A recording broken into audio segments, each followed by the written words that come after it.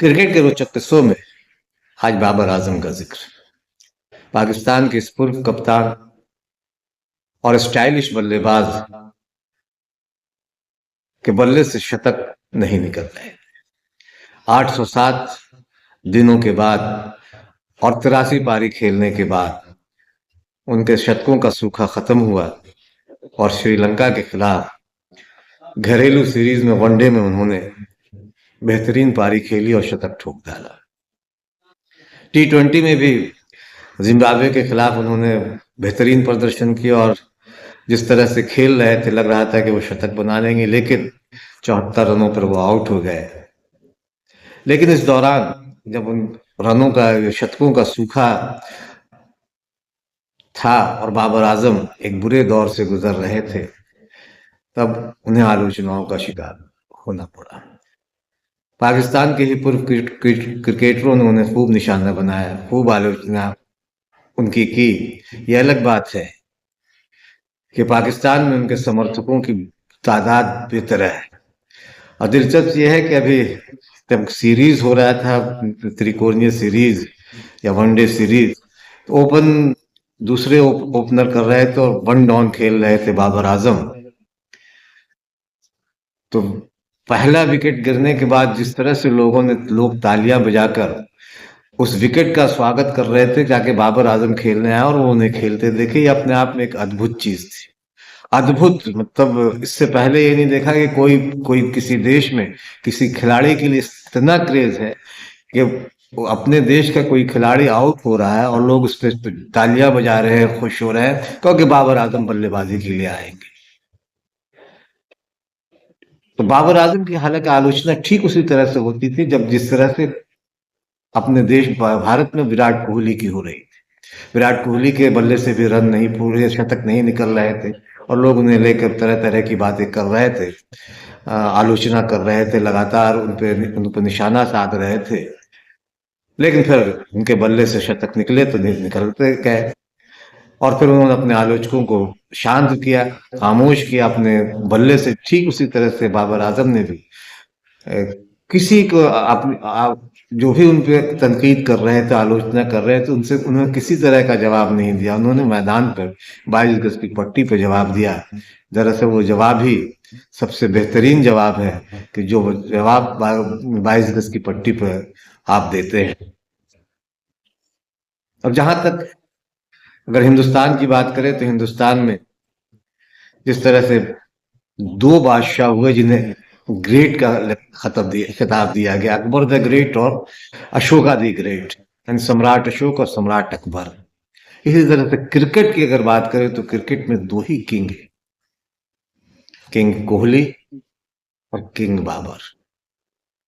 तो आज किंग बाबर की बात करूं कि बल्ले से रन फूटे, बल्ले से शतक निकला 807 दिनों के बाद। लेकिन इससे पहले एक गुजारिश, एक निवेदन है कि अगर अभी तक आपने बादब बामलहजा को सब्सक्राइब नहीं किया तो इसे सब्सक्राइब कीजिए, लाइक कीजिए और ज़्यादा से ज़्यादा शेयर कीजिए ताकि क्रिकेट के किस्से, रिकॉर्ड्स और जानकारियां आप तक ज़्यादा से ज़्यादा पहुंचे। और अगर हमारा ये वीडियो फेसबुक पे देख रहे हैं तो हमारे फेसबुक पेज को फॉलो करें, लाइक करें और शेयर करें। बात पूरी समझनी है तो वीडियो में अंत तक जरूर बने रहें। तो नादाब नमस्कार, मैं फजल इमाम मलिक। तो बाबर आजम के बल्ले से 807 दिनों के बाद शतक निकला। अंतर्राष्ट्रीय क्रिकेट में उनका ये वनडे में 20वां शतक रहा।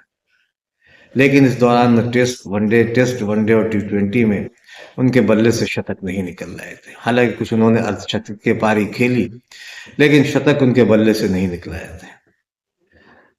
और most inning without a century की बात करें अंतर्राष्ट्रीय क्रिकेट में तो इन्होंने चूंकि विराट कोहली और बाबर आजम की तकनीक को लेकर, खासकर कवर ड्राइव को लेकर अक्सर चर्चा होती है कि दोनों लगभग एक ही अंदाज में खेलते हैं।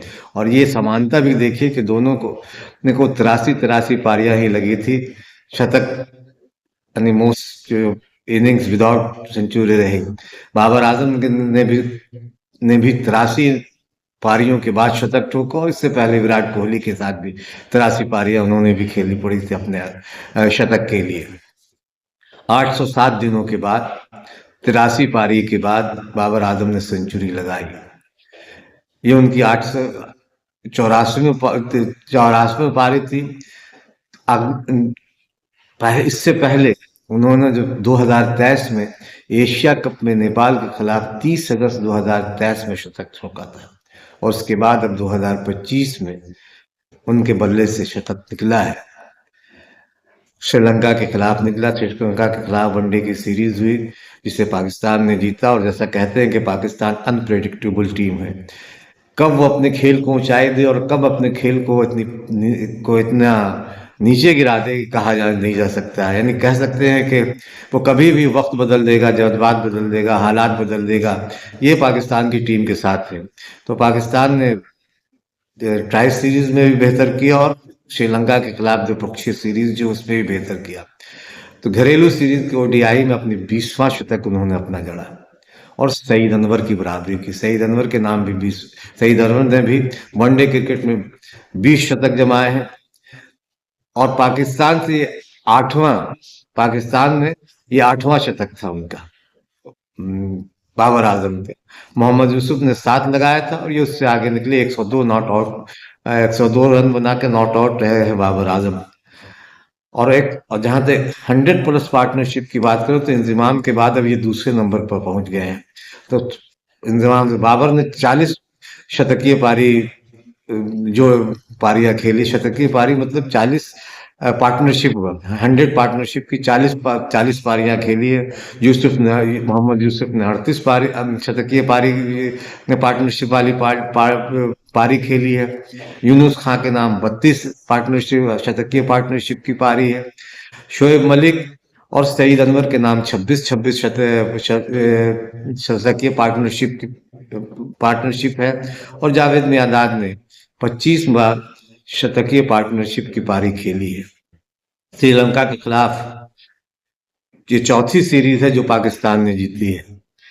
उसने अपने देश में चौथी सीरीज लगातार जीती है, और ये 12 चौथी सीरीज जीती है उसने देश में लगातार। ये तीसरी जीत है।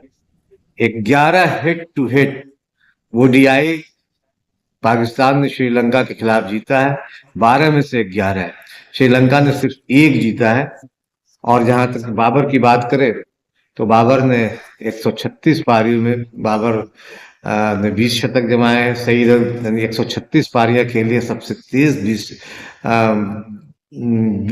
पाकिस्तान के लिए सबसे तेज 20 शतकों की सबसे तेज पारी ने सिर्फ 136 पारियों में उन्होंने 20 शतक लगाए। सईद अनवर ने इसके लिए 244 पारी खेली थी जब 20 शतक उन्होंने लगाए थे। मोहम्मद यूसुफ के नाम 15 शतक हैं जिसके लिए उन्होंने 267 पारियां खेली थी। फखर जमाने के नाम 11 शतक हैं। फखर जमाने 90 पारी खेली। अगर उनको और भी मौके मिलते रहे वनडे में तो जाहिर है कि वो और अच्छा कर सकते हैं। टच में भी बीच बीच में है, हालांकि वो टीम से अंदर बाहर होते रहते हैं। मोहम्मद हफीज के नाम भी 11 है, 11 शतक है, लेकिन उन्होंने इसके लिए 216 पारी खेली है। ओडीआई में अगर तेज शतक की बात की जाए, 20 शतकों में सबसे तेज की बात की जाए तो हाशिम अमला ने 108 पारी खेली है। उस 108 पारी में 20 शतक जमाए। दूसरे नंबर पर विराट कोहली है जिन्होंने 20 शतकों के लिए 133 पारियां खेली हुई। और तीसरे नंबर पर बाबर आजम पहुंच गए हैं जिन्होंने 136 पारी 20 शतकों के लिए 136 पारी खेली। डेविड वार्नर ने 142, क्विंटन डिकॉक ने 150, एबी डिविलियर्स ने 175 और रोहित शर्मा ने 183 पारियां खेली जब उन्होंने अपना 20वां शतक जमाया। तो बाबर आजम फॉर्म में है। वो अब ऑस्ट्रेलिया में बिग बैश लीग में नजर आएंगे और वहां जिस तरह का उनका स्वागत किया गया है और उनके चाहने वालों के लिए एक बाबरिस्तान बनाया गया है, उस पर फिर कभी चर्चा करेंगे अलग से। लेकिन फिलहाल ये है कि बाबर आजम के बल्ले से शतक निकला। शतकों का जो सूखा था 8 से 7 दिनों को वह टूटा। क्रिकेट के रोचक किस्सों में इस बार इतना ही। अगली बार हम फिर मिलेंगे किसी नए वीडियो में, नए रिकॉर्ड्स, नई जानकारी, नए किस्से के साथ।